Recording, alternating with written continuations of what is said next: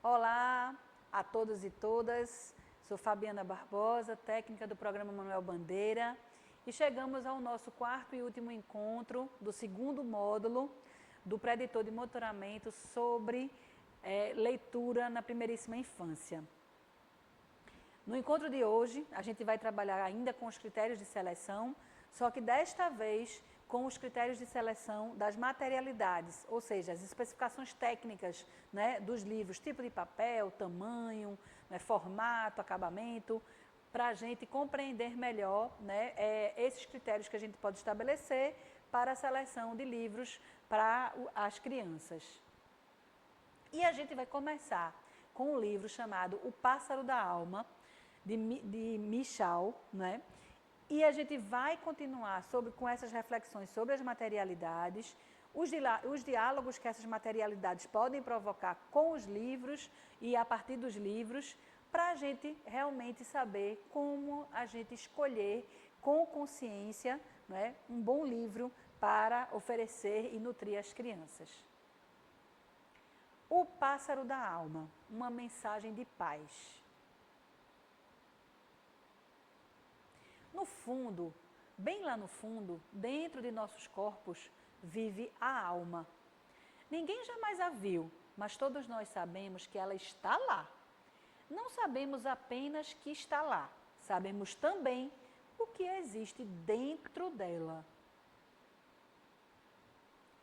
Dentro da alma, bem lá no fundo, existe um pássaro apoiado num pé só. É o pássaro da alma. Ele sente tudo o que sentimos.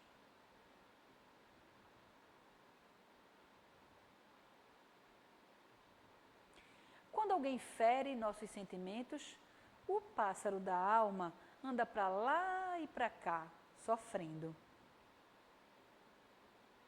Quando alguém nos ama, ele salta e pula para cima e para baixo, para frente e para trás. Quando alguém nos chama pelo nome, ele ouve atentamente para descobrir que tipo de chamado é. Quando alguém está zangado com a gente, ele se encolhe e fica quieto e triste. E quando alguém nos abraça, o pássaro da alma lá dentro cresce, cresce até quase nos preencher. É isso que provoca aquela sensação boa quando somos abraçados. Lá dentro do nosso corpo, bem no fundo, vive a alma. Ninguém jamais a viu, mas todos nós sabemos que ela está lá. Não existe ninguém sem alma.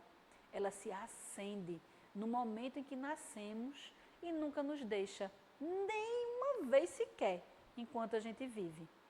É como o ar que as pessoas respiram desde o momento em que nascem até a hora em que morrem.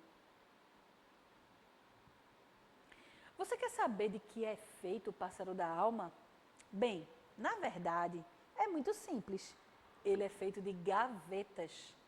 Essas gavetas não podem ser abertas sem mais nem menos, pois cada uma está trancada com uma chave própria. Só o pássaro da alma pode abrir as gavetas. Como? Ah, isso é também muito simples. Com o outro pé. O pássaro da alma fica apoiado em um pé. Com o outro, que fica guardado debaixo de sua asa quando ele está descansando, ele gira a chave da gaveta, abre-a e deixa tudo que está dentro sair. Como existe uma gaveta para cada sentimento, o pássaro da alma tem muitas gavetas. Uma para a felicidade, uma para a tristeza, uma para a ambição e outra para o desapego, uma para a esperança e outra para o desânimo, uma para a paciência e outra para a ansiedade. Existe também uma para o amor e outra para o ódio. Existe também uma gaveta para a preguiça e outra para a vaidade. Existe uma gaveta especial para os seus mais profundos segredos. Essa quase nunca é aberta. Existem outras gavetas também. Na verdade, existem quantas gavetas você quiser. Algumas vezes, você pode dizer ao pássaro que chaves girar e que gavetas abrir. Algumas vezes, é o pássaro que vai escolher para você. Por exemplo, quando você quer ficar quieto, manda o pássaro da alma abrir a gaveta do silêncio. Mas, se o pássaro decide sozinho abrir a gaveta da conversa, você fala. E fala sem nem mesmo saber por quê. Às vezes, você quer ouvir pacientemente, mas o pássaro da alma abre a gaveta da ansiedade. E não tem jeito, você se torna impaciente. Às vezes, você fica com inveja sem ter intenção. E às vezes você atrapalha, quando só queria ajudar. O pássaro da alma nem sempre age como mandamos e às vezes ele faz realmente a maior confusão. A essa altura, você já entendeu que cada pessoa é diferente, porque existe um pássaro da alma diferente lá no fundo. Se o pássaro abrir a gaveta da felicidade, todos os dias você vai se sentir feliz. Mas se o pássaro abrir a gaveta da raiva, a pessoa vai ficar com raiva até que o pássaro feche a gaveta. Um pássaro que se sinta mal vai abrir as gavetas que fazem você se sentir mal. Um pássaro que se sinta bem vai abrir as gavetas que fazem você se sentir bem.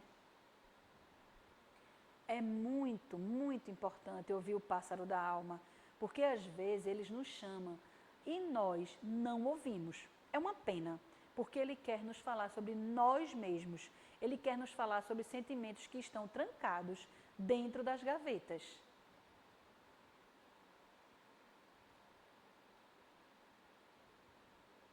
Alguns ouvem o tempo todo, alguns nunca o ouvem e alguns o ouvem apenas uma vez na vida.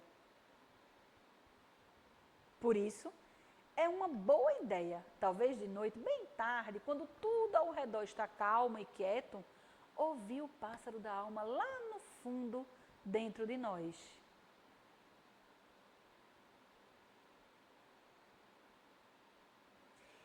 E quando essa escuta é uma escuta compartilhada entre um adulto que cuida e a criança muito pequena, é potencializada todas essas emoções e afetos que estão dentro de cada um. Esse livro, ele traz a importância, a grandiosidade que é compartilhar sentimentos e afetos provocados pelos livros literários com as crianças. Este encontro, o quarto e último encontro, ele é mediado pelo livro Reflexões, As Crianças e os Livros, de 3 autoras, Érica Lima, Fabiola Farias e Raquel Lopes. E ele traz reflexões importantíssimas sobre a primeira infância. Foi um livro que traz vários artigos e que vocês podem, à medida que vocês quiserem, vai estar disponibilizado no site, e ler cada um desses artigos que melhor lhe interessar para quem quiser fazer aprofundamento do tema. Bom, as características de um bom livro, a gente vai trabalhar, vai resgatar um pouco os elementos que a gente trabalhou nos gêneros, né, que são os elementos da narrativa. Então, a gente precisa trazer personagens, trama, tempo, espaço e foco narrativo. Então, tudo isso dos gêneros, principalmente dos gêneros dos contos de fadas que a gente viu, como as poesias, eles são muito importantes para serem avaliados esses elementos, porque são estruturantes da criança. Como a gente viu, cada personagem ele pode estar relacionado a organizações internas necessárias que a criança faz. Hoje a gente vai trabalhar mais especificamente com o projeto gráfico. Então a gente precisa trabalhar com tamanho e tipo de fonte, espaçamento entre linhas, variedade gráfica, harmonia de texto e imagem. Então a Lígia, ela traz esses elementos, mas que a gente vai aprofundar ao longo desse encontro. Bom, resgatando um pouco os gêneros literários, atualmente a gente tem dividido pelo MEC gêneros literários para obras literárias de crianças das creches e pré-escolas. Então eles trazem as narrativas de tradição oral, as narrativas autorais, os poemas, os jogos de linguagem tradicionais, poemas autorais, livros de imagens literários. E, como ampliação desses gêneros literários para as crianças de pré-escola, eles sugerem obras teatrais ou dramáticas, tirinhas e histórias em quadrinhos literárias, né? As HQs. Quando a gente trabalha com as obras informativas, né, para crianças e creches, eles dividem, hoje o MEC tem dividido, como livros informativos não ficcionais e livros de imagem informativos. E, neste caso, para as crianças de creche que precisam, né, requerem um maior banho de linguagem, são os livros de primeiros conceitos. Bom, em cada um desses livros, a gente precisa analisar a qualidade literária do texto escrito.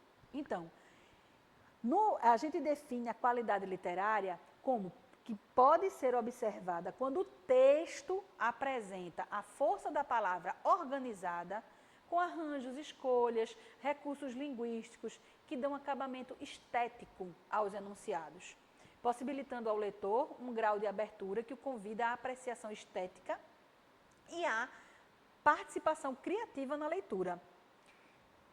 Como elementos de qualidade textuais, a gente pode avaliar a coerência, a coesão, a progressão e a consistência. O quanto o texto produz, o quanto o texto inova, inventa, seja nos textos narrativos em relação à ambientação, à caracterização e discurso das personagens, seja nos textos poéticos, como rimas, ritmo, escolhas significantes para a produção de sentidos. Então, todo o contexto da qualidade literária textual, do texto, a gente precisa observar quais são as potências que ele traz para a construção de sentidos das crianças bem pequenas. O tratamento dado ao tema, ele traz como temática. Então, ele diz que é uma das formas que distingue o texto literário dos outros gêneros. O tema é a maneira complexa, dialógica, provocadora e aberta que o tema é tratado no texto, deixando pontos de indeterminação que precisam ser preenchidos pelo leitor, que é caracterizado exatamente pelo texto literário. A forma criativa como um determinado tema se desenvolve em harmonia com os recursos narrativos, poéticos e imagéticos de um livro, de maneira a não conduzir explicitamente a opinião ou o comportamento do leitor, ou seja, não é didatizante, mas a temática, né, ela tem que abrir espaço para mobilizar, instigar o leitor a estabelecer relações com outros textos e a refletir sobre a realidade, sobre si mesmo e sobre o outro. É a partir dessa análise da temática que a gente consegue fazer a construção do repertório a partir de experiências literárias com as crianças. Experiências literárias que façam sentido para a criança e que reverberem nela, que atravessem essa criança. Outro ponto dado ao temático, ao tratamento do tema, é a consideração da adequação do tema aos livros informativos. Quando o tema, mesmo sendo livro informativo, ele é desenvolvido de uma forma criativa e em harmonia com os elementos narrativos e imagéticos. Quando a abordagem, mesmo sendo em livros informativos, dá espaço ao texto para argumentar, para expor, para comparar e estabelecer analogias, além de descrever fatos e dados reais.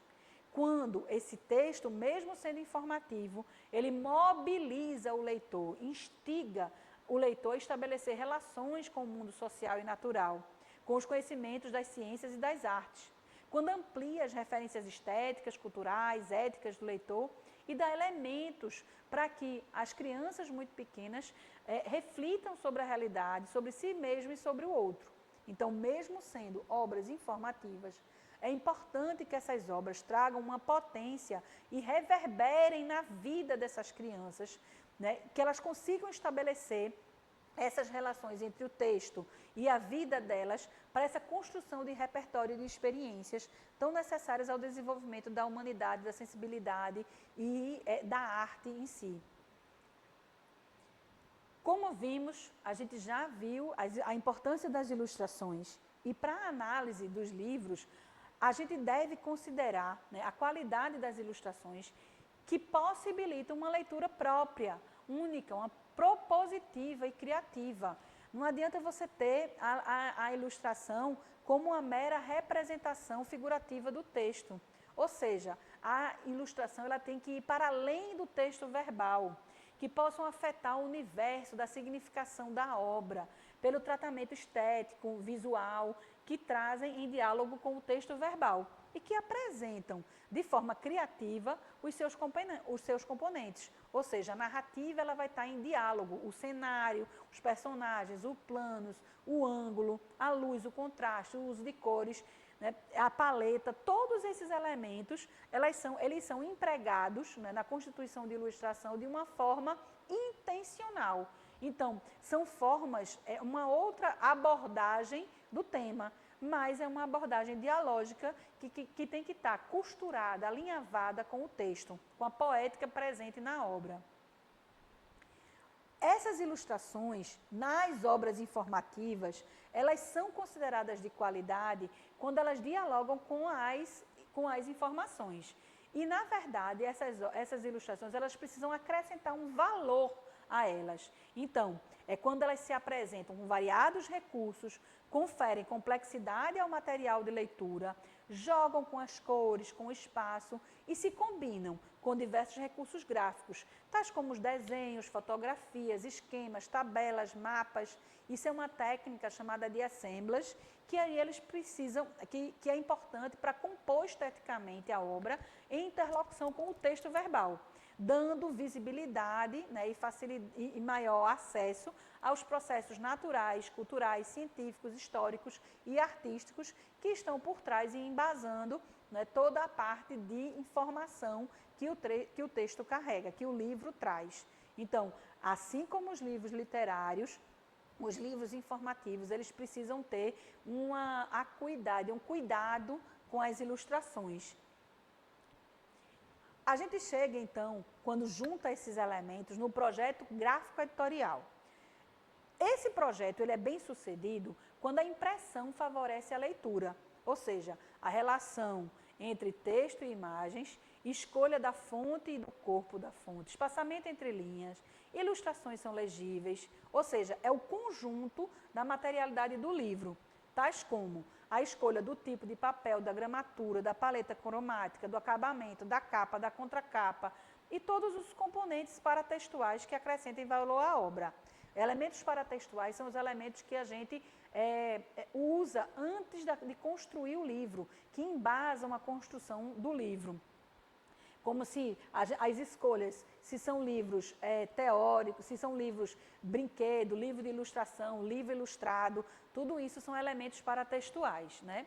Então, nessas obras informativas, o design gráfico de qualidade é aquele que apresenta uma criativa distribuição entre os variados recursos e oferece distintas possibilidades, né, e ordens de leitura. A gente, inclusive, existem livros que a gente pode ler de frente para trás e de trás para frente, né? E são livros que trazem diferentes pontos de vista, às vezes, e é importante porque permite a exploração do objeto livro, da materialidade em si. Então, quando a gente trata do texto, agora, informativo, da qualidade do texto informativo escrito, a gente precisa considerar se ele oferece diferentes maneiras de explicar o mundo social e natural. Se utiliza realmente a linguagem técnica e científica adequada, né, porém com o nível de complexidade adequado ao público a que se destina. Se ele emprega diferentes formas de linguagem e de efeitos de sentido, como humor, ironia, e não apenas as descrições. Se pauta na precisão e na atualização da informação, se cumpre a função de ampliar as informações e conferir legitimidade a elas. Ou seja, o texto de uma obra informativa, ela precisa apresentar uma linguagem clara e a precisão conceitual. É importante para que essas crianças comecem a construir conceitos, ideias e leituras de mundo de uma forma mais informativa e científica, de uma forma coesa, coerente e com informações eficientes e eficazes, né? Então, grandes elementos para a gente avaliar nas especificações técnicas dos livros, tá? Gramatura do papel. É se o papel é mais fino, se é mais grosso, se o papel apresenta resistência e durabilidade necessária para o uso pelos pequenos, não é? A gente precisa observar se o encaixe, né, o deslocamento das páginas para encaixe, se foi perfeito, porque a criança está aprendendo a fazer esse manuseio do livro. Se o livro ele tem uma ficha catalográfica, né? Por quê? Porque tanto a ficha catalográfica quanto a ficha técnica, a gente vai saber quem são as pessoas que são responsáveis por aquele livro. Às vezes a gente precisa compreender se as pessoas que fizeram o livro têm credibilidade ou não. E a gente também pode observar se tem luva, para facilitar esse manuseio pela criança. Os grandes campos de critérios de seleção dos livros são os aspectos textuais, né, que são também chamados de aspectos subliminares, ou seja, a matéria literária, né, e no caso dos livros literários, no caso dos livros informativos, o texto realmente informativo. Se é uma temática relevante, se tem a qualidade do texto, como a gente viu, e se o conteúdo temático faz sentido e está no nível de camada de complexidade que as crianças na primeira infância compreendam, né? Outro grupo de aspectos são os aspectos físicos, ou seja, as materialidades. Então, se o livro é acessível a todos, se as materialidades textuais estão postas, se dialogam, né? Se o texto dialoga com o aspecto físico do livro, se a experiência de leitura ela realmente é uma experiência potente e se dá a possibilidade para a gente fazer diferentes formas de mediação. E, por último, a gente tem os aspectos visuais, ou seja, a qualidade gráfica daquilo que está posto no livro. Então, a gente vai observar a qualidade das imagens, se o projeto gráfico está ok, se o projeto editorial está ok, se a paleta de cores foi bem escolhida, se tem textura, se tem trama. Então, a qualidade visual ele vai ajudar na construção do sentido, né, para a criança. E aí, a gente colocou para vocês fichas de avaliação dos livros, que são instrumentos de análise detalhada da materialidade e do conteúdo desses livros. É importante que a gente observe cada uma dessas fichas para garantir qualidade literária, né, acessível para as infâncias, quando a gente for avaliar. Então, a gente fez 6 fichas que estão todas disponibilizadas no site e é a partir dessas fichas que a gente vai fazer a atividade final desse módulo. Também foram colocados textos de fundamentação, né, para vocês. O texto, um dos primeiros textos é Como Escolher uma Boa Literatura para Crianças, de Yolanda Reyes, uma estudiosa das bibliotecas na Colômbia, né, em Medellín, Bogotá, e que ela trabalha muito na biblioteca chamada Espanta Pájaros, né, que trabalha especificamente com a biblioteca e com a primeira infância. E a gente colocou também o edital de aquisição de livros literários para a educação infantil, que foi publicado pelo MEC, que traz muitos desses critérios de forma sistematizada. Então, a gente colocou ainda algumas bases teóricas e referências que vocês podem acessar, né, aí nesse slide, como Lígia Cademartori, né, Ieda de Oliveira, como o Bruno Bettelheim, Nelly Vaz Coelhos, Ana Lúcia Merege, Regina Machado, Celso Sisto, Alessandra Giordano, que são são pessoas que estudam a literatura para as infâncias e especificamente alguns para a primeiríssima infância. E agora a gente está caminhando para o fechamento e a atividade é exatamente vocês escolherem uma das fichas de avaliação. A gente sugere que vocês observem as 6 fichas, no entanto, vocês escolhem uma para analisar um livro literário e um livro informativo e enviar para a gente ver como é que vocês estão observando esses aspectos. E, se possível, façam comentários, se tiverem dúvidas, entrem em contato com a gente, mandem as mensagens de vocês para poder a gente ir alinhando, né, essa capacidade da seleção de acervos, né, que é esse segundo módulo. A gente conta ainda com a avaliação de vocês para a construção do terceiro módulo, que vai ser o módulo de planejamento das mediações ou da promoção da cultura da leitura com as crianças na primeiríssima infância. Até lá!